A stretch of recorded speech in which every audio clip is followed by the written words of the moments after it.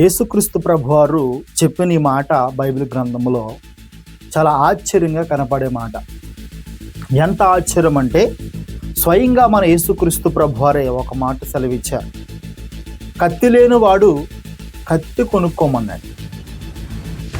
కత్తి లేనివాడు కత్తిని కొనుక్కోమని చెప్పాడంటే యేసుక్రీస్తు ప్రభువారు ఇది మామూలు విషయం కాదు. ప్రతి క్రైస్తవుడు ఈ యొక్క విషయాన్ని నేర్చుకోవాలి.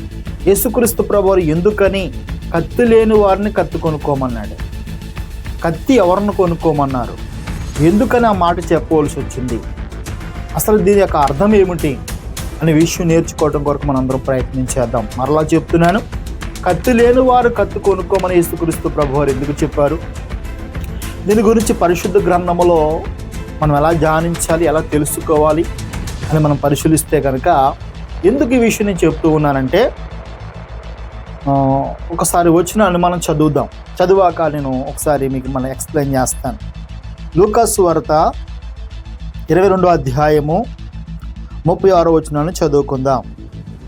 అందుకు ఆయన, ఇప్పుడైతే సంచి గలవాడు సంచియు జాలియు తీసుకుని పోవలను, కత్తి లేనివాడు తన బట్టనమ్మి కత్తి కొనుక్కొనవలను. మన ప్రభువైన యేసుక్రీస్తు ప్రభువారు అంటున్నారండి, కత్తి లేనివాడు ఏం చేయాలంట? తన బట్టనమ్మి కత్తి కొనుక్కోవాలి. యేసుక్రీస్తు ప్రభువారు చెప్పిన మాట ఇది. వాళ్ళు మీకు ఎందుకు చెప్పాలని ప్రేరేపించబడి ఉన్నానంటే, ఇంతకుముందు కొన్ని సంఘాల్లో చెప్పి ఉన్నాను, కానీ నేను యూట్యూబ్లో ఇదే మొట్టమొదటిగా సారిగా చెప్తూ ఉన్నాను. ఎందుకంటే అనేక మంది ఇంకా తెలుసుకుంటారు. మరి సిరాజు అని ముస్లింకి చెందిన ఒక వర్త ఒక ఇంటర్వ్యూకి వెళ్ళారండి. ఆ ఇంటర్వ్యూలో మరి అతడు ఏం చెప్పి ఉన్నారంటే, ఇంటర్వ్యూ చేస్తున్నారు అతన్ని. వాళ్ళ యొక్క ప్రవక్త గురించి, మహమ్మద్ ప్రవక్త గారి గురించి అతను చెప్పుకొని ఉన్నాడు. ఏమడుగుతున్నారంటే, మరి మీ ప్రవక్త గురించి అలా అడిగారు. అడిగినప్పుడు ఆయన రాజుగారు ఆ వక్తగా వెళ్ళిన ఆయన ఏం చెప్తున్నారంటే, అవునండి, మరి మీరు ఆయన్ని అంచె ప్రవక్తగా నమ్ముతారు కదా? నమ్ముతామండి. మరి అంచె ప్రవక్త అయి ఉండి ఎందుకు అతను చాలా యుద్ధాలు చేశాడు? ఎవరు? ప్రవక్త, మహమ్మద్ ప్రవక్త. ఆయన ఎందుకు మీ ప్రవక్త గారు యుద్ధాలు చేశారు? కత్తి పట్టుకుని మనుషులను చంపటం అనేది దైవం చెబుతుందా? యుద్ధం చేయటం అనేది మరి యుద్ధము చేయటం అనేది తప్పు కదా అని ప్రశ్నించినప్పుడు అతడు దానికి ఎక్స్ప్లెయినింగ్ ఇచ్చుకునే సమయంలో, దానికి సమాధానం చెప్పే సమయంలో అతడు యేసుక్రీస్తు ప్రభువారిని లాగాడు.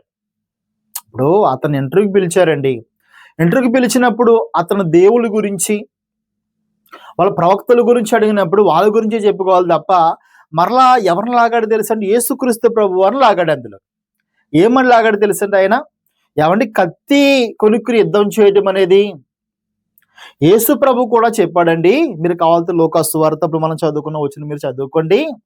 ఆ వచనంలో యేసు ప్రభు అంతటా వాడు కూడా మరి కత్తి లేని వాడు కత్తి కొనుక్కోమని చెప్పాడు. కాబట్టి యుద్ధం చేయటం అనేది ధర్మము, తప్పేమి కాదు, మా ప్రవక్త చేసింది కరెక్టే అని తన ప్రవక్త చేసింది సమర్థించుకోవడం కోసం యేసుక్రీస్తు ప్రభువారిని లాగాడు అందులో. మరి మనం ఊరుకుంటామా? ఊరుకోం కదా. ఎందుకంటే యేసుక్రీస్తు ప్రభువారి గురించి తప్పుడుగా బోధిస్తే, యేసుక్రీస్తు ప్రభువారి గురించి రాంగ్ ఇన్ఫర్మేషన్ ప్రపంచానికి ఇవ్వాలనుకుంటే, క్రీస్తు సైనికుల వలె, క్రీస్తు సైనికులుగా, దేవుని బిడలగా దాన్ని ప్రపంచానికి అర్థమయ్యే విధంగా చెప్పవలసిన బాధ్యత నాకును, మీకును, సంఘములో ఉన్న అందరికీ ఉంది. ఎందుకంటే పేతురు రాసిన పత్రికలో ఒక మాట ఉంటుంది. పేతురు రాసిన మొదటి పత్రిక 3వ అధ్యాయము మన 15వ వచనం జాగ్రత్తగా చదివితే పేతురు గారు చక్కటి మాటని మనకు చెప్తారు. పేతురు రాసిన మొదటి పత్రిక 3వ అధ్యాయము 16వ వచనం.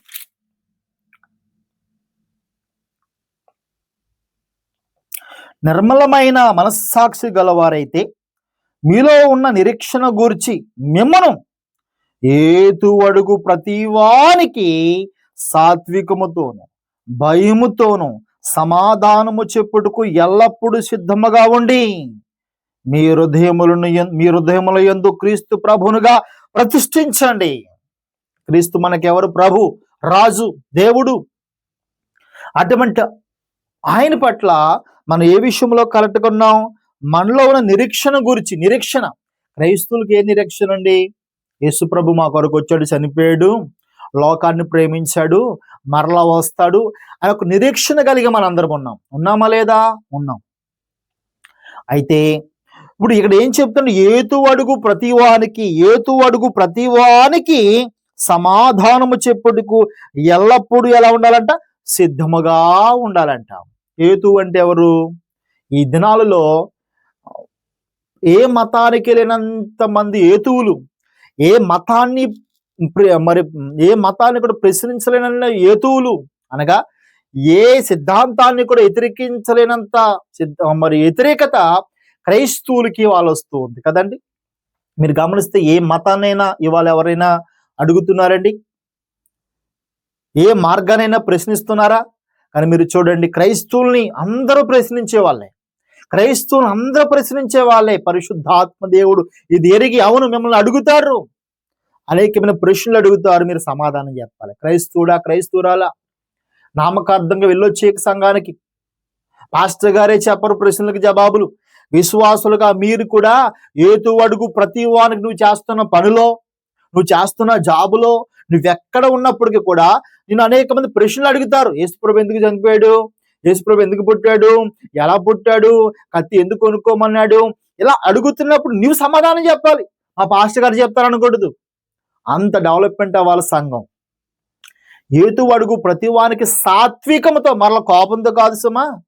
కొంతమంది కోపంగా సమాధానం చెప్తారు. లేదు, సాత్వికంతో, చాలా దీర్ఘశాంతంతో, ప్రేమతో ప్రతి వానికి సమాధానము చెప్పడానికి సంఘము సిద్ధముగా ఉండాలి. నాకెందుకులే అనుకోవద్దండి. దేవుడి యొక్క ఆజ్ఞ సంఘానికి దేవుడు చెబుతున్నాడు. మరి సమాధానం చెప్పొద్దా మనము? మీరందరూ నేర్చుకోవద్దా? కాబట్టి దినం మనం నేర్చుకోబడిన అంశం ఏంటంటే, యేసుక్రీస్తు ప్రభు వారు బట్టను అమ్ముకుని కత్తిని ఎందుకు కొనుక్కోమన్నాడు? రీజన్ ఏంటి? మన యేసు ప్రభు వారు ప్రేమామయుడు, దయామయుడు, కనికరమ కలిగిన దేవుడు, ప్రపంచం కొరకు చనిపోయిన వాడు, ప్రపంచం కొరకు మరణాన్ని ఆస్వాదించిన వాడు, నీ కొరకు నా కొరకు మరి కొడుతున్నా, తిడుతున్నా, చంపుతున్నా, ఓర్చుకున్న మన ప్రభు కత్తిని ఎందుకు కొనుక్కోమన్నాడు? ప్రపంచంలో ఇప్పుడు ఈ సీరాజు అనే వ్యక్తి మన యేసు ప్రభు వారిని లాగాడు. చూసారండి, వాళ్ళు ఎంత దారుణమైన వ్యక్తులు అంటే, వాళ్ళ మతాన్ని చెప్పుకునేటప్పుడు వాళ్ళకి ఏమైనా అవకతవకలు వస్తే మరి క్రీస్తు ప్రభు మీద పడతారు. యేసు ప్రభును ప్రవక్తలు అంటారు, మళ్ళీ ఆయన బ్యాడ్ చేయాలని కూడా చూస్తారండి. వీళ్ళే అంత్యక్రీస్తులు అంటే. మరి లేకపోతే దుర్బోధ అంటే వీళ్ళదే.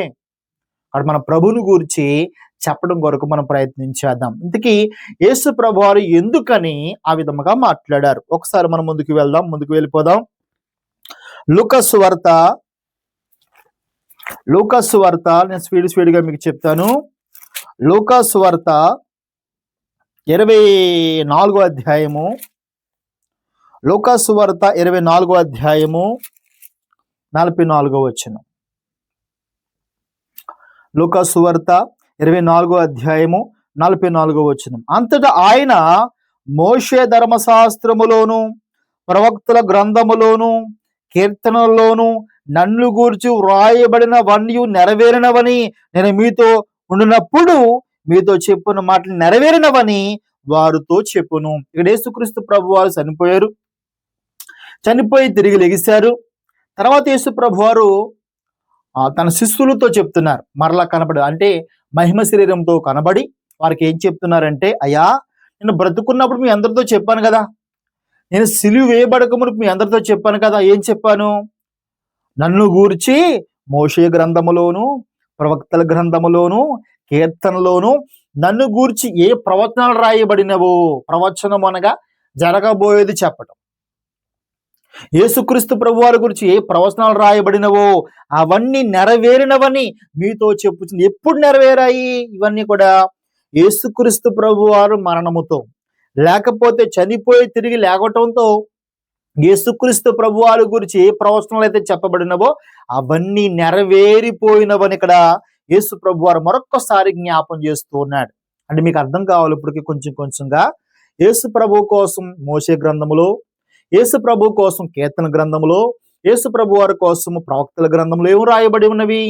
త్వరలో యేసు ప్రభు ఎలా వస్తాడు, ఎలా చనిపోతాడు, ఎలా లోకాన్ని రక్షిస్తాడు అనే ప్రవచనాలు ఓల్డ్ టెస్టమెంట్ లో చాలా స్పష్టంగా రాయబడినవి. దయచేసి కొంచెం మీకు అర్థం కాకపోతే కొంచెంసేపు 2 సార్లు వినండి, నేర్చుకోండి. సబ్జెక్ట్ చాలా మంచిది, ఎందుకు అనుకోవద్దు, సబ్జెక్ట్ నేర్చుకోండి. కాబట్టి యేసుప్రభు అంటున్నాడు, నన్ను గురించి స్పష్టంగా రాయబడినవి అంటున్నాడు. కాబట్టి యేసుప్రభు వారు ఏమి చేయబోతున్నాడో సమస్త ముందుగా రాయబడిన ప్రవచనాలన్నీ కూడా నెరవేరిపోయాయని యేసుప్రభు చెప్తున్నాడు. ఎప్పుడు చెప్పాడు? చనిపోయి తిరిగి లేచిన తర్వాత చెప్తున్నాడు. ఈ పాయింట్ మీరు చాలా జాగ్రత్తగా గుర్తుపెట్టుకోవాలి. అంటే యేసు ప్రభు వారు గురించి చెప్పిన ప్రతి ప్రవచనం కూడా ఏమైపోయిందంట? నెరవేరిపోయింది, నెరవేరాలి. యేసుక్రీస్తు ప్రభు వారి కోసం నెరవేర్చవలసింది ఒకటే ఉంది, ఓల్డ్ టెస్టమెంట్ లో రాయబడింది. ఏంటది? ఆయన రాకట. మీకు విషయం తెలుసండి, యేసు ప్రభు సెకండ్ కమింగ్, రెండోసారి వస్తాడనే దాని గురించి కూడా ఓల్డ్ టెస్టమెంట్ లో పాత నిబంధనలో రాయబడింది. ఆ ఒక్కటే మిగిలింది తప్ప యేసు ప్రభు వారి గురించి సమస్తము కూడా నెరవేరిపోయిందని ఇక్కడ లూకాసు వార్తలో మనం చూస్తూ ఉన్నాం. మీకు అర్థమవుతుంది కదండి. వస్తాను, కత్తి ఎందుకు కొనుక్కోమన్నాడు దానికోసం మీకు చెప్పు తీరుతాను ఇవాళ. అయితే మనం ఇంకా ముందుకు వెళ్దాం. ఒకసారి ఎక్కడ రాయబడి ఉంది దేని గురించి? ప్రవచనాలు యేసు ప్రభు కోసం ఉన్నాయి కదా. ఈ ప్రవచనంలో ఒక ప్రవచనం మనం చూద్దాం. యెషయా గ్రంథము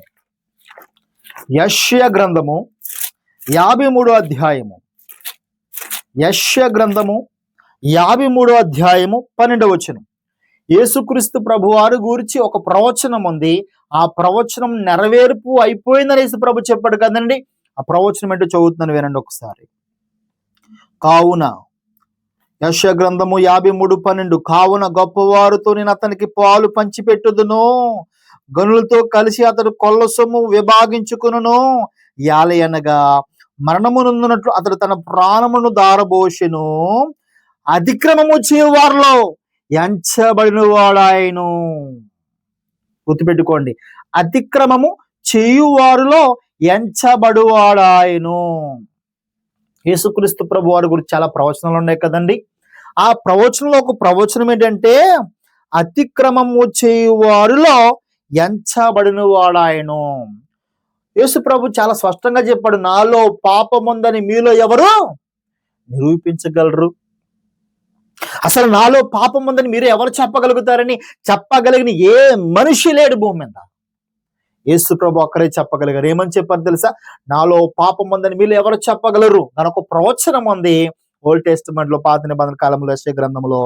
అతిక్రమము చేయవారిలో, లేకపోతే అక్రమముకారుడుగా అని ఎంచబడతాడు. అంటే అతిక్రమము అనేది ఆయన ఏమీ చేయలేదు. అయితే అతిక్రమము చేయవారిలో ఒకడు వలె ఎంచబడాలి అనేది కూడా ఒక ప్రవచనం. ఆ ప్రవచనము నెరవేరాలి. ఆ నెరవేర్పు గురించి ఇప్పుడు చెప్తాడు చూడండి. లూకాసు వార్త ప్రారంభంలో మనం చదువుకున్నాం కదా. లూకాసు వార్త 22వ అధ్యాయము. లూకాసు వార్త 22వ అధ్యాయము ఇప్పుడు చదువుతున్నానండి. మరలా మీకు ప్రారంభం చదువుతూ అర్థమవుతుంది. లూకాసు వార్త 22, 36, 37 చదువుతాను ఇప్పుడు. అందుకు ఆయన, ఇప్పుడైతే చంచి గలవాడు చంచియు, జాలియు తీసుకుని పోవలను, కత్తి లేనివాడు తన బట్ట నమ్మి కత్తి కొనుక్కోనవలెను అన్నాడు కదండి. 37వ వచనం. ఆయన అతిక్రమములో అక్రమకారులో ఒకడుగా ఎంచబడును అని వ్రాయబడిన మాట నాయందు నెరవేరవలసి ఉన్నది. యేసుప్రభు అక్కడ కింద ఇచ్చేసాడు ఎక్స్ప్లెయినింగ్. మరి ఆ సీరియస్ అని ఆయన చదువుకోలేదేమో పాపం. మరి మనోడికి బైబిల్ పూర్తిగా తెలియదు కదండి. బైబిల్ క్రైస్తవులే కాకుండా ఇతర వారు కూడా చదువుతారు. ఎలా చదువుతారు? తప్పులు ఎక్కడ దొరుకుతాయి అని చెప్పడం కోసం చదువుతారు. మరి మనం అలా చదవం కదా. అసలు అది ఎందుకు రాయబడిందని చదువుతాం, దేనికోసం రాయబడిందని చదువుతాం. కాబట్టి నేను మనందరము కూడా అటువంటి యేతు అడుగు వారికి సమాధానము చెప్పడానికి ఎప్పుడు మీరు సిద్ధముగా ఉండాలంటే పరిశుద్ధ గ్రంథాన్ని చాలా జాగ్రత్తగా మనం చదువుకోవాలి. గుర్తుపెట్టుకోండి, ఒరే మీ నాన్న మంచోడు కాదురా, మీ నాన్న దుర్మార్గుడురా, మీ నాన్న మంచోడే, మీ నాన్న మంచోడు కాదురా దుర్మార్గుడు అని మిమ్మల్ని ఎవరైనా అంటే మీరు ఏం చేస్తారు? నిరూపించరా? మీ నాన్న మంచోడు అని చెప్పడం కోసం ప్రయత్నించరా? ప్రయత్నిస్తారు కదండి. మీరు లోకానుసారంగా నాన్న గురించి, మీ తండ్రి గురించి అంత ప్రయత్నిస్తున్నప్పుడు, మన ప్రభువు, మన యేసుక్రీస్తు ప్రభు వారి గురించి అక్రమంగా మాట్లాడుతున్న వారికి మీరు సమాధానం చెప్పొద్దా? సాత్వికముతో, ప్రేమతో అలా చెప్పినప్పుడు గమనించండి, సవాలు విసరటం కాదు వాళ్ళకి, కోపంగా చెప్పడం కాదు, వాళ్ళకి ప్రేమతో చెప్పాలండి. సాత్వికముతో ఏతు అడుగుతున్న ప్రతి ఒక్కరికి బైబిల్లో ఉన్న ప్రతి దాన్ని కూడా చాలా ప్రేమతో చెప్పినప్పుడు అండి వాళ్ళు వింటారండి. యేసు ప్రభుని తెలుసుకుంటారండి, యేసు ప్రభుని అంగీకరిస్తారండి, యేసు ప్రభు దగ్గరకు వస్తారండి. కానీ యేసు ప్రభుని చాలా మంది అంగీకరించకపోవడానికి రీజను నీవు నేను కూడా. ఎందుకు తెలుసా? మనము మన దేవుని గురించి ప్రేమగా చెప్పలేం. మన దేవుని గురించి సరిగ్గా తెలియదు. మనం పరిశుద్ధ గ్రంథాన్ని చదవము, జ్ఞానించము. మనకెందుకు? ఆదివారం ఒక అరగంట వస్తాం, మరలా కనపడం. ఆదివారం ఒక గంట వస్తాం, మరలా కనపడం. ఇంటికి వెళ్ళిపోతే బైబిల్ పక్కన గెట్టేస్తాం, ఓ బీరువాలో పెడతాం, తాళం వేస్తాం, మరలా ఆదివారం వచ్చేదాకా చదవం. ఒకవేళ చదివినా 3 నిమిషాలు 2 నిమిషాలు. ఇంక నీకేం అర్థమవుతుంది? మన తండ్రి కోసం, మన దేవుని కోసం ఏం చెప్పగలుగుతావు నువ్వు? ఏమి చెప్పలేవు. కాబట్టి యేసు ప్రభు కింద చెప్పేశాడు, కత్తి లేని వాడు కత్తిని ఎందుకు కొనుక్కోమని చెప్పాడంటే, ఇంకా ఉంది, అయిపోలేదని పాఠం, బోలు పాఠం ఉంది. ఎందుకు చెప్పాడంటే యేసు ప్రభు చెప్తున్నాడు, నేను అక్రమకారుల్లో ఒకడుగా ఎంచబడును అని వ్రాయబడిన మాట నా యందు నెరవేరాలి. యేసు ప్రభు ఏమన్నాడంటే, మీకు అర్థమయ్యే భాషలో చెప్పాలంటే, అయ్యా నా గురించి చాలా ప్రవచనాలు రాయబడినాయి కదా, అవి చాలా నెరవేర్చేశాను. ఇంకొక ప్రవచనం ఉంది. ఈ ప్రవచనం ఏంటంటే, నా గురించి ఏం రాయబడింది? యెషయా ఏం చెప్పాడు? యేసుక్రీస్తు ప్రభు అక్రమకారుల్లో ఒకరిలాగా ఎంచబడతాడు అని చెప్పాడా? అది నెరవేరాలి నా యందు అని స్పష్టముగా ఆయన చెప్పి ఉన్నాడు పురులారా. అయితే ఇది మీరు చాలా జాగ్రత్తగా ఆలోచించాలి. ఎలా ఆలోచించాలంటే, ఎందుకు ఈ కత్తి బట్ట నమ్మి కత్తి కొనుక్కోమన్నాడు కదా, ఎట్లాగిది ఏ రకంగా అక్రమకారులు ఎంచబడతాడు? ఇది మీకు అర్థమయ్యే భాషలో నేను చెప్తాను. ఇప్పుడు ఇంకొక వచనం మనం చదువుదాం ఒకసారి, అప్పుడు బాగా అర్థమవుతుంది. యోహాను సువార్త చెప్తాను. యోహాను సువార్త 18వ అధ్యాయం 10వ వచనం. యోహాను సువార్త 18వ అధ్యాయం 10వ వచనం. సియోను పేతురునొద్ద కత్తి ఉండునందున అతడు దానిని దూసి ప్రధాన యాజకుని దాసుని కొట్టి అతను కుడి చెవి తెగ నరుకును. మీరు అర్థం చేసుకోవాలండి. ఇక్కడ ఏం చేశారు? ఇక్కడ పేతురు గారు, ఇక్కడ నరికేసిన పేతురు గారే. సియోను పేతురునొద్ద కత్తి ఉండునందున అతడు దాన్ని దూసి ప్రధాన యాజకు దాసుని కొట్టి అతను కుడి చెవి తెగ నరికెను. యేసుక్రీస్తు ప్రభు వారు శిశువులు కూడా గెత్సేమనే తోటలోకి వెళ్ళినప్పుడు ఇప్పుడు యేసు ప్రభు అంతకు ముందు ఏం చెప్పాడు? వీళ్ళకి కత్తి లేని వాడు కత్తి కొనుక్కోమని చెప్పాడు కదా. అప్పటికే కొనేసుకున్నారు వాళ్ళ కత్తి. ఎందుకు కొనుక్కున్నారో తెలియదు కానీ అప్పటికే కత్తులు సిద్ధం చేసుకున్నారు వాళ్ళు. అప్పుడు దాకా యేసుక్రీస్తు ప్రభు వారి దగ్గర కానీ యేసుక్రీస్తు ప్రభు శిశువుల దగ్గర కానీ కత్తులు లేవు. మరి వాళ్ళు కత్తి కొనుక్కున్నారు, కత్తి తెచ్చుకున్నారు కదండి. కత్తి అప్పటికే వాళ్ళు సిద్ధం చేసుకున్నారు. కత్తి పట్టుకుని, ఇప్పుడు ఎవరి దగ్గర కత్తి ఉంది? శిశువుల దగ్గర కత్తులు ఉన్నాయి. ఆ కత్తులు పట్టుకుని యేసు ప్రభు వారు అందరూ కూడా వెళ్తున్నప్పుడు యేసు ప్రభు వారిని పట్టుకున్నప్పుడు ఎవరెవరు వచ్చారు? రోమా సైన్యము, యూదులు, వీళ్ళందరూ ఏకమై యేసు ప్రభు వారిని పట్టుకోవడానికి వచ్చారు. ఎప్పుడు యేసు ప్రభు వారిని పట్టుకోకపోయారో వెంటనే పేతురు ఏం చేశాడు తెలిసింది? అతని దగ్గర కత్తి తీసి అని చెవు నరికేసాడు. ఇప్పుడు ఇది మీకు అర్థం కావాలంటే, మనం కోయిటు ప్రాంతంలో ఉన్నాం కాబట్టి, మేమైతే కోయిటు ప్రాంతంలో ఉన్నాం కాబట్టి, కోయిటుకి కొన్నిసార్లు సిటీకి మనం వెళ్తాం, లేదా సెంటర్కి వెళ్తాం, సిటీకి వెళ్తాం. ఒక 10 మంది కలిసి వెళ్తున్నాం, సేవకులందరూ కలిపి వెళ్తున్నాం. మేము అనుకోకుండా 2-3 కత్తులు పెట్టుకుని వెళ్తున్నాం బొడ్లో. పోలీసులు చెక్కింగ్లు చేస్తున్నారు. చెక్కింగ్ చేశారు మమ్మల్ని. మా దగ్గర ఏం దొరికాయి? కత్తులు దొరికాయి. అప్పుడు ఏం చేస్తారు? అయ్యో పాస్టర్లు చాలా మంచోళ్ళు అని తీసుకెళ్లి సన్మానం చేయరు. వెంటనే ఏం చేస్తారు? అరెస్ట్ చేసి లాకప్లో పెడతారు, అరెస్ట్ చేస్తారు. ఏమని రాస్తారు కేసు? వీళ్ళు బందిపోటు దొంగలు, నరహంతకులు, మర్డర్ చేయడానికి తిరుగుతున్నారు, వీళ్ళు ఎవరినో చంపేద్దామని తిరుగుతున్నారని కేసు ఫైల్ చేస్తారు. అంతేనా? అప్పుడు మా పైన ఏ బ్యాడ్ నేమ్ వస్తుంది? మేము ఎలా గంచబడతాం అందరి దృష్టిలో? ఓరు బాబు, పాస్టర్లు అనుకున్న వీళ్ళని, ప్రసంగాలు చెప్తున్న చాలా మంచోళ్ళు అనుకున్న వీళ్ళు మర్డర్ చేసేవాళ్ళంట, వీళ్ళు అక్రమకారులంట, ఎవరినో చంపుదామని తిరుగుతున్నారు, వీళ్ళందరూ ఏకమయ్యి అంటాం కదండి. అలాగే యేసు ప్రభువారు మీద చాలా కేసులు మోపారు. ఆయన అరెస్ట్ చేసినప్పుడు, ఆయన బంధించినప్పుడు. అందులో ఒక కేసు ఏంటంటే, ఏమని కేసు ఫైల్ చేశారంటే, అక్రమకారులు, వీళ్ళు బందిపోటు దొంగలు. ఎందుకంటే వీళ్ళు కత్తులట్టుకు తిరుగుతున్నారు. పేతురు ఏం చేశాడు? చెవి నరికేశాడు. యేసు ప్రభువారు మీద మోపిన కేసులో ఒక కేసు ఏంటంటే అక్రమకారుడు. ఎందుకు అక్రమకారుడు? ఇతడు బందిపోటు దొంగలాగా 10 మందిని వెనకాలేసి తిరుగుతున్నాడు. ఈ 10 మంది దగ్గర కత్తులు ఉన్నాయి అనే కేసు ఆయన మీద ఫైల్ అవ్వాలి. ఆ రోజుల్లో ఉన్న ఇశ్రాయేల్ దేశం అంతా కూడా నమ్మాలి. అయ్యో బాబు, యేసుప్రభు ప్రేమమయుడు అనుకున్నాము, దయామయుడు అనుకున్నాము, కరుణామయుడు అనుకున్నాము, ఏంటి కత్తులేసి తిరుగుతున్నాడా? ఈ కోణం కూడా ఉంది ఆయనలోని. అది ప్రజలందరూ కూడా ఆయన అక్రమకారుడుగా కూడా చూడాలి. ఆయన సిలివేసేటప్పుడు ఆయన నేరవలసిన, ఒక మోపవలసిన నేరము అక్రమకారుడు అనేది ఆయన సొంతం కావాలి. ఇది ప్రవచనం. ఎందుకు సొంతం కావాలి? ఇది ఎందుకంటే యేసుక్రీస్తు ప్రభువారు ఏ పాపము చేయలేదు, ఆయన మీద చాలా పాపాలు మోపారు. దేవదూషణ మోపారు, అక్రమకారు కేసు మోపారు, దూషణ కేసు మోపారు, ఎన్నో కేసులు మోపారు.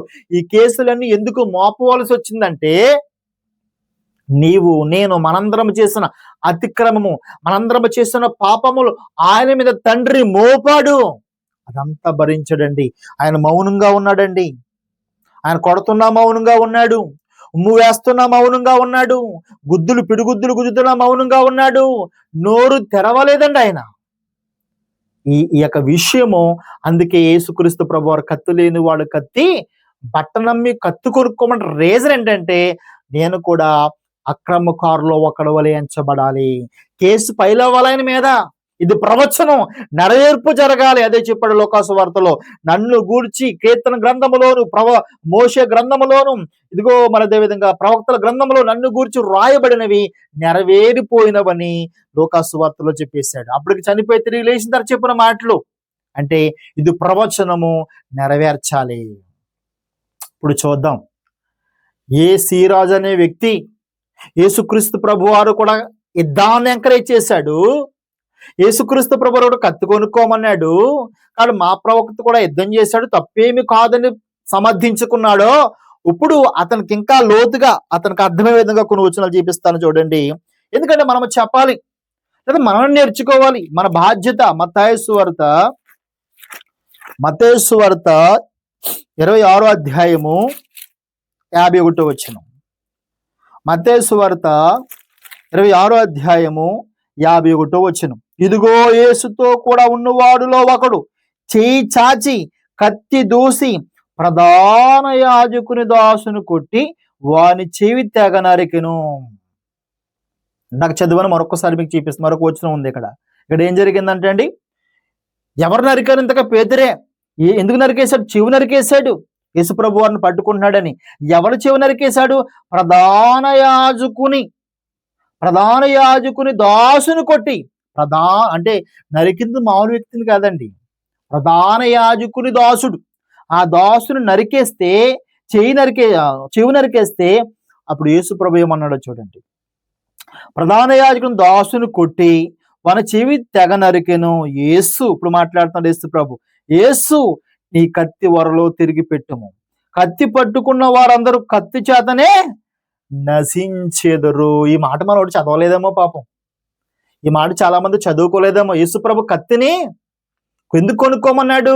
నా పైన కేసు ఫైల్ అవ్వాలి, నన్ను పట్టుకుంటారు, నేను అక్రమకారులు ఒకడి వల్ల ఎంచబడాలని కొనమన్నాడు తప్ప యుద్ధం చేయమనలేదు ఆయన. చెవు నరకమనలేదు, కాలు నరకమనలేదు, పీకిలు తెగ నరకమనలేదు, మనిషిని చంపమనలేదు ఆయన. ఆయన ఏం చెప్పాడు? కత్తి పట్టుకున్నవాడు ఆ కత్తితోనే పోతాడు రా భయ్. పేతురుతో చెప్తున్నాడు, పేతురు ఎందుకు నరికావు నువ్వు? నరకమని చెప్పాడు యేసుప్రభు. నరకమని చెప్పలేదు, కత్తి దేమని చెప్పాడు అంతే. పేతురుని చాలా గట్టిగా గద్దించాడు. కత్తి పట్టుకున్నవాడు కత్తితోనే పోతాడు అంటే ఇప్పుడు యుద్ధాన్ని చేయమన్నాడు ఆయన. ఎంత స్పష్టంగా చెప్పాడు. యుద్ధం చేయమన్నాడు ఆయన. యుద్ధము యేసుప్రభు ఎవరిని చంపలేదు, ఎవరిని కత్తితో పొడవలేదు. ఆయన యుద్ధాన్ని ఎంకరేజ్ చేసే వ్యక్తి కాదు. ఆయన యుద్ధాలు మీరు అనుకునే యుద్ధాలు కాదు. ఆయన చేసే యుద్ధము కత్తి యుద్ధం కాదు. ఆయన చేసే యుద్ధం ఎలా ఉంటుందంటే, ఇంకొక వచనం చూద్దాం చూడండి. కొరింథీయులకు రాసిన 2వ పత్రిక కొరింథీయులకు రాసిన 2వ పత్రిక 11వ అధ్యాయము, కొరింథీయులకు రాసిన 2వ పత్రిక 11వ అధ్యాయం 24వ వచనము, 24వ వచనము.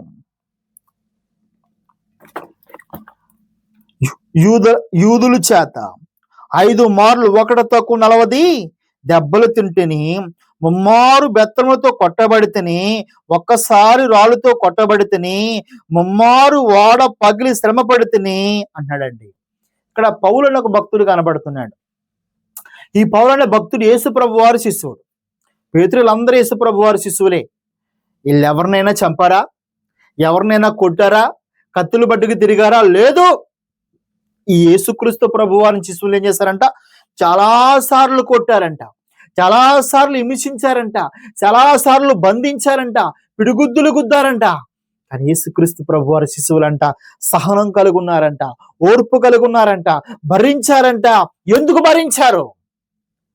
రీజన్ ఏంటంటే యేసు ప్రభు నేర్పాడు. నేను లోకమును ఎంతో ప్రేమించాను. యేసు ప్రభు వచ్చింది లోకంలో తనను తాను కరుపరచుకోవడానికి కాదు. యేసు ప్రభు ఎందుకు వచ్చాడంటే లోకమును రక్షించడానికి, లోకమును కాపాడటానికి, అపరాధముల చేత పాపముల చేత చచ్చిపోయిన వారు ప్రతి వారిని బ్రతికించాలని, నశించిపోతున్న వారిని తిరిగి రక్షించాలని యేసు ప్రభు వచ్చాడు. మనుషులను చంపడానికి ఆయన రాలేదు, యుద్ధాలు చేయడానికి రాలేదు. కాబట్టి ఆయన శిశువులందరూ కూడా యుద్ధాలు చేశారు. ఏ రకమైన యుద్ధాలు చేశారు? మనుషులను కొట్టలేదు, మనుషులను తిట్టలేదు, కొడితే కొట్టించుకున్నారు, చంపితే చంపించుకున్నారు. యేసు యొక్క ప్రేమను చాటించారు, యేసు ప్రేమను చెప్పారు ప్రపంచానికి, ఆయుద్ధం చేశారు వాళ్ళు. అది ఆ ప్రేమే ప్రపంచాన్ని మార్చింది. ఆ ప్రేమ ఈ లోకంలో అనేక మంది, ఇదిగో 120 మందితో ప్రారంభమైన యేసు రాజ్యము, అనగా యేసుక్రీస్తు ప్రభు వారు స్థాపించిన రాజ్యము ఈ దినాన్న 400 కోట్ల పైగా క్రీస్తు ప్రేమను అంగీకరించారు, క్రీస్తును తెలుసుకున్నారు, క్రైస్తవులుగా మారారు. దానికి మూలం యేసు ప్రభువు కత్తి పట్టుకోలేదు, యేసుక్రీస్తు ప్రభువు పిక్షలు పట్టుకోలేదు, యేసుక్రీస్తు ప్రభువు బాంబు పట్టుకోలేదు. యేసుక్రీస్తు ప్రభువు పట్టుకున్నది బాంబు, కత్తి, కర్ర కాదు. యేసు ప్రభు వారి శిశువులకి ఇచ్చింది, పాస్టర్లకు ఇచ్చింది, సంఘాలకు ఇచ్చింది ప్రేమ. నిన్ను వలె నీ పొరుగు వారిని ప్రేమించు, నిన్ను వలె నీ పొరుగు వారిని ఆదరించు, నిన్ను వలె నీ పొరుగు వారిని దగ్గర తీసుకో. ఇదిగో వారు రసులతో ఉన్నా, వారు లేకపోతే కుష్ఠవ్యాధితో ఉన్నా, వారు రకరకాల బాధలు పడుతున్నా వాళ్ళని ఆదరించండి, వారిని బలపరచండి, నిజమైన రక్షణ వారికి బోధించండి. ఇదిగో త్వరగా రాబోతున్నాను, పరలోకం ఒకటి ఉంది, ఈ లోకం శాశ్వతం కాదని ప్రేమను బోధించమన్నాడు ఆయన. మనిషినిగా చూడమన్నాడు ఆయన, మనిషికి సహాయం చేయమని చెప్పాడు ఆయన. శిశువులు చేసిన యుద్ధం ఏంటో తెలుసా అండి? వారు భరించారు, సహించారు, కొడుతున్నా కొట్టించుకున్నారు కానీ తిరిగి కొట్టలేదండి. మరొక చూపిస్తాను చూడండి. అపోస్తుల కార్యములు 5వ అధ్యాయము, అపోస్తుల కార్యములు 5వ అధ్యాయము 40వ వచనం. అపోస్తుల కార్యములు 5వ అధ్యాయం 40వ వచనం. మరి అతని మాటకు సమ్మతించి అపోస్తులను పిలిపించి కొట్టించి యేసు నామమును బట్టి బోధించకూడదని ఆజ్ఞాపించి వారిని విడుదల చేసిరి. ఆ నామము కొరకు అవమానము పొందుటకు పాత్రమని ఎంచబడినందున వారు సంతోషించు మహాసభ ఎదురు నుంచి వెళ్ళిపోయిను. ప్రతిదినము దేవాలయములోను ఇంటింట మానక బోధించుచు యేసే క్రీస్తుని ప్రకటించుచుండ్రి. ఇక్కడ ఎవరెవరు కనబడుతున్నారో తెలుసండి? ఇదిగో పేతురు గారు, యోహాను గారు కనబడుతున్నారు. పేతురు ఇందాక ఏం చేశాడు మనం చెప్పుకున్నాం కదా, కత్తి తీసి చెవి నరికేశాడు. యేసు ప్రభువు కత్తి కొనమన్నాడు తప్ప నరకం అని చెప్పలేదు ఆయన. కానీ పేతురు అలాగ అర్థమైపోయింది పేతురికి. కానీ ఆ పేతురు గారిని, యోహాను గారిని అందరిని పిలిపించి సంఘం ఎదుట యూదులందరూ కూడా కొట్టించి, ఇదిగో మీరు యేసు నామను బట్టి బోధించకూడదు, యేసు ప్రేమను చెప్పకూడదు అని చితకబాదేశారండి పట్టుకుని. అప్పుడు పేతురు, యోహానులు ఏమన్నారు తెలుసండి? ఈ నామాన్ని బట్టి, క్రీస్తుని బట్టి మేము నిందలు భరించడానికి, దెబ్బలు తినడానికి మేము పాత్రులము అని అక్కడ భరించి మహా ఆనందంతో తిరిగి వెళ్ళిపోయారంట. గతంలో కత్తి తీసి నరికిన వాడు, గతంలో కోప్పడిన వాడు, గతంలో ఆవేశపరుడు ఇప్పుడు ఏమైపోయాడు? మారు మనసు పొందాడు, క్రీస్తు ప్రేమను తెలుసుకున్నాడు, క్రీస్తు ప్రేమను ప్రపంచానికి పరిచయం చేసిన వాడు పేతురు. తిరిగి కొట్టలేదు, తిరిగి తిట్టలేదు. ఈ నామాన్ని కొరకు, ఆ ప్రభువు కొరకు, ఆ క్రీస్తు కొరకు సహించాలని సంతోషించి ఆ సభయద్ద నుంచి వెళ్ళిపోయి మరలా ఊరూరు తిరిగి, ఇంటింటికి తిరిగి క్రీస్తు ప్రేమను చాటించారు వాళ్ళు. ఇది వాళ్ళు చేసిన యుద్ధం. మీకు అర్థమవుతుందండి? యేసు ప్రభు వారు చేసిన యుద్ధం, శిశువులు చేసిన యుద్ధం ఏమిటంటే కత్తులతో కాదు, వాళ్ళు చేస్తే యుద్ధం ప్రేమతో చేశారు. ప్రతి మనిషిని ప్రేమించారు. ప్రతి వ్యక్తికి తండ్రి యొక్క ఉద్దేశాన్ని బయలుపరిచారు. పరలోకం ఒకటి ఉందని వాళ్ళు బయలుపరిచి అనేక మందికి క్రీస్తు ప్రేమను గూర్చి చెప్పి ఉన్నారు. పిల్లారా, దేవుడు లోకమును ఎంతో ప్రేమించాడు. దేవుడు లోకమును ఎంత ప్రేమించాడంటే ఆయన మనందరి కొరకు చనిపోయాడండి. కాబట్టి నా ప్రియ సంఘస్థులారా, నా ప్రియ సహోదరులారా, ఇది నేను బయట వారికి చెప్పట్లేదు, కానీ క్రైస్తులుగా మీకే చెప్తూ ఉన్నాను. ఏతువులు అనేక మంది ఈ రోజుల్లో అడుగుతున్నారు కదా మిమ్మల్ని అనేకమైన ప్రశ్నలు. మరి సమాధానం చెప్పే జ్ఞానం సంపాదించుకోరా? సమాధానం చెప్పే తెలివి సంపాదించుకోరా? బైబిల్ నేర్చుకోరా? దేవుని లేఖనాలు నేర్చుకోరా? ఎంతకాలం మీకు చెప్పాలి? ఈరోజు క్రైస్తవుల సంఘాలు ఎలా ఉందంటే, ఒకటి పాస్టర్ గారు కూడా సరిగ్గా నేర్పించట్లేదు. రీజన్ వారు వింటలేదు, అందుకే ఆయన నేర్పించట్లేదు. నేర్పిస్తే నేర్చుకోవడానికి సరిగ్గా ప్రార్థనకు రావట్లేదు. గుర్తుపెట్టుకోండి, ఇదిగో యేసు త్వరగా రాబోతూ ఉన్నాడు. ఆయన ఎందుకు సిలువ చంపేశారు? ఆయన ఎందుకు రక్తం గార్చాడు? ఆయన ఎందుకు నీ కొరకు నా కొరకు అక్రమకారుల్లో ఒకడి వరకు ఎంచబడ్డాడు? నీ నా పాపముల కొరకు, నీ నా దోషముల కొరకు. ఇదిగో ఆయన త్వరగా రాబోతూ ఉన్నాడు. ఆయన రాబోతున్న సమయంలో నీవు నేను సిద్ధపాటు కలిగి ఉండొద్దా? అది ప్రేమను ప్రపంచానికి చాటొద్దా? యేతువులు అడుగుతున్న వారికి జవాబులు చెప్పొద్దా? మరి పరిశుద్ధ గ్రంథం మనం నేర్చుకోవద్దా? ఈ గ్రంథంలో మాటలు నేర్చుకుని అనేక మందికి చెప్పవలసిన బాధ్యత నీకు లేదా, నాకు లేదా? ఎందుకు అనుకుంటావా? అలా అనుకోవద్దు నా పిల్లారా, అలా అనుకోవద్దు. యోధా పత్రికలు అంటాడు, నీకు నాకు అప్పగింపబడిన బోధ నిమిత్తము. ఒక్కసారి వచనాన్ని చదువు నేను ముగించేస్తాను. ప్రియ సహోదరులారా, మీరు అనుకోవచ్చు, మనకెందుకండి సారు శుభ్రంగాని ఇవన్నీ చెప్పడం అంత అవసరం అంటారా అని మీరు అనుకుంటే, యోధా రాసిన పత్రిక 3వ వచనం, ప్రియులారా మనందరికీ కలుగుడు రక్షణ గురించి మీకు రాయవలని విశేషాక్షత గలవని ప్రయత్నపడుచుండగా పరిశుద్ధులకు ఒకసారే అప్పగింపబడిన బోధ నిమిత్తం మీరు పోరాడు వల్లని మిమ్మల్ని వేడుకునుచు మీకు రాయిచున్నాను. పరిశుద్ధులుగా నీకు నాకేం అప్పగింపబడింది? బోధ. దేవుని వాక్యము నీకు నాకు అప్పజెప్పాడు. దాన్ని కాపాడవలసిన బాధ్యత మనదే. ఈ దినాలు అనేక మంది నేరస్థాపనలు మోపుతున్నారు. యేసు ప్రభు ఇదిగో కన్యమరేక పుట్టలేదని, లేకపోతే యేసు ప్రభు పుట్టలేదని, లేకపోతే ఇంకా అనేకమైన నేరాలు మోపుతున్నారు. లోతు కూతురులతో ఇద్దరు వ్యభిచారం చేశాడని ఎన్నో ఎత్తుకొస్తున్నారు. అవన్నింటికి బైబిల్ సమాధానం చెబుతుంది. నీ దేవుడు రాయించాడు ఈ గ్రంథంలో. ఇవి చదువు, జ్ఞానించు, వెండిని వెతికినట్లు వెతుకు ఈ గ్రంథంలో మాటలు. ఇది 10 మందికి చెప్పడం కొరకు. మరి సవాలు చేసి చెప్పొద్దు. మరలా కొంతమంది 4 మాటలు నేర్చుకుని సవాల్ చేస్తారు, మేసాల మీద వేస్తారు, తొళ్ళ కొడతారు. I don't care. అలా దేవుడు చెప్పమని చెప్పలేదు. ప్రేమతో, సాత్వికముతో చెప్పాలి దేవుని మాటలు, అర్థమయ్యే విధంగా చెప్పాలి దేవుని మాటలు. ఈ బోధ దేవుడు నీకు నాకు అప్పచెప్పాడు. ఈ బోధ గురించి మనము పోరాడాలండి. దేవుని మాటలు వివరించి చెప్పాలండి ప్రపంచానికి. ఇది నాన్న క్రైస్తువులు దెబ్బలాడుకుని క్రీస్తుని ప్రేమను ప్రకటించట్లేదు, క్రీస్తుని ప్రేమను వివరించట్లేదు. ఇది నా నీకు నాకు దేవుడు అప్పచెప్పున్న విషయం ఏంటంటే, క్రీస్తు బోధ నిమిత్తం మనము పోరాడాలి. కాబట్టి యేసుక్రీస్తు ప్రభువారు కత్తి, బట్ట నమ్మి కత్తి ఎందుకు కొనుక్కోమని మీకు అర్థమైంది కదండి విషయం. అది ఒక ప్రవచనం, అది నెరవేరాలి. అది తప్ప క్రీస్తు ప్రభు యుద్ధాలు ఎంకరేజ్ చేసేవాడు కాదండి. ప్రపంచంలో రాజులందరూ వేరే రాజులైతే యేసు ప్రభు రాజు ఒక్కడే. ఈ రాజు ప్రేమను పరిచయం చేసే రాజు.